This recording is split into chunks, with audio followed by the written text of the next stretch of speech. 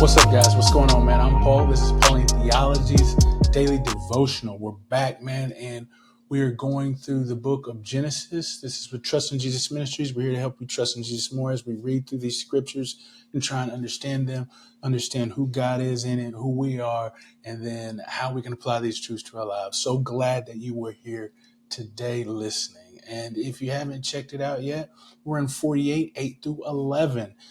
We are having Joseph, who came to his father because he was sick, and he's presenting his kids to be able to be blessed by him. And so now we're going to get to see Israel interact with his kids, man. So if you haven't checked it out, read 48, 8 through 11. Stop the tape, see what it has to say, and then come back and we'll discuss the 4 questions. If you've already read, man, let's not wait no further, man. Let's dive on in. And the first question is, what's going on? What's happening in the narrative? Like I said before, Joseph is now going to present his children before him. It says that Israel looked over there. He's a little blind, he can't see. And so he sees these images over there, and he's asking the question, who are these? Now, you might ask, in the last one, he talked about how he has grandchildren, and he knew that there was 2 children that were going to be his, that are his. But I think the fact here is maybe he wasn't sure who they were because of his sight, or maybe it's a pronouncement of the blessing that he's about to put on them. You know what I mean? But anyway, he says, who are these, man? Who are these children? And he says, they're my sons whom God gave to me in the land of Egypt, man. That's what Joseph says. What a thing, man, that Joseph would give God the glory for the bestowing of children on him, man. See, that is the way in which the people under Israel's tutelage, under his fatherhood, see the world. He taught them to see the world as God being the sovereign leader and controller of all things. And we see this in his example as well, as he said that, man, I didn't never expect to see you again. That's what Israel says. He says, but God has allowed me to see your seed, or grandchildren, my grandchildren, man. That is how awesome it is for Israel to have this moment. You know what I mean? But what he positions that moment is not on him, but on the fact that God bestowed upon him this blessing. That it is because of God that he gets to see his grandchildren. He said, bring them to me, man. Bring them kids to me, man. I want to see them. I want to hug them. He kissed them and embraced them, man. Hold them tight, because he never expected to have this opportunity from all those years that he was gone. But he knew that God, in his provision and his goodness and his love and his, in his blessedness, has allowed him to see these children again. He got to see grandkids, not only Joseph, but grandkids. You know what I'm saying? That's the thing. It's grandkids too. So that's awesome. What can we see about God in this piece here? Well, he's a sovereign controller of all things, man. We realize that because of how the author and the characters present God in the story. See, the author is saying that, well, the characters, through the writing of the author, is saying that, man, and the reason these things have happened in my life, the birth of my sons, the ability to get to see grandkids, not only just see Joseph, but grandkids, is because of God.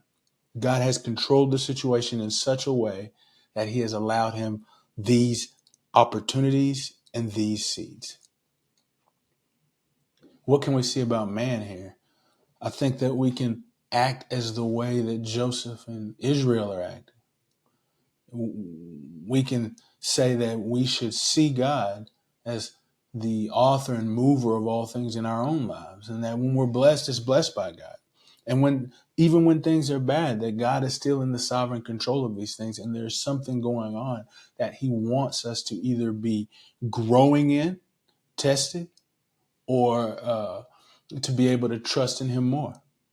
See, all of these things that happen in our life, regardless of good or bad, have been allowed and authored by the King of the universe, the one who is in sovereign control. And I hope that as we have been studying through this, that you have come to see that. Now, that doesn't mean that there's not other role players in it. We've also read through that the things that are happening, even in this story, we see that the brothers of their own accord sold Joseph into slavery.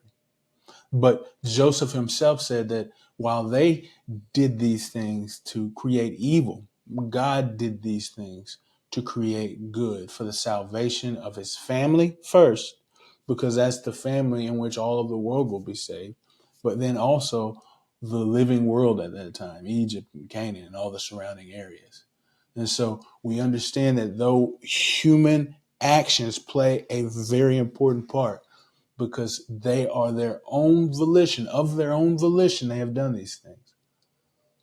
But God has been the author of these things, and we as humans, as people, as mankind, should be recognizing that these circumstances and blessings are authored by God. Now, how can we apply these truths to our lives? Well, I think today, man, make a commitment to living like that, like seeing God as the one who is controlling these circumstances, because I think that when we do that, that it gives comfort to us, that even in the bad situations, that even in the difficult situations, that the one who cares for us, who is for us, who says he will be with us, is still in control, that he's the one pulling the strings. Even though it looked like somebody else is trying to do it, and they are actively trying. But God, in his power and his strength, his knowledge, his wisdom, his omniscience, everything is going to cause these things to work out for our good and his glory. So remember that, man.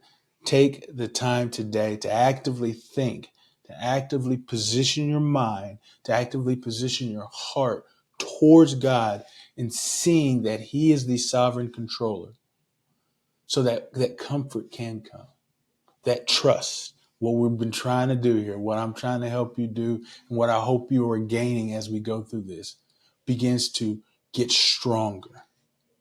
That trust, because we recognize he's in control. Hey, I appreciate you guys for listening, and I will see you in the next episode.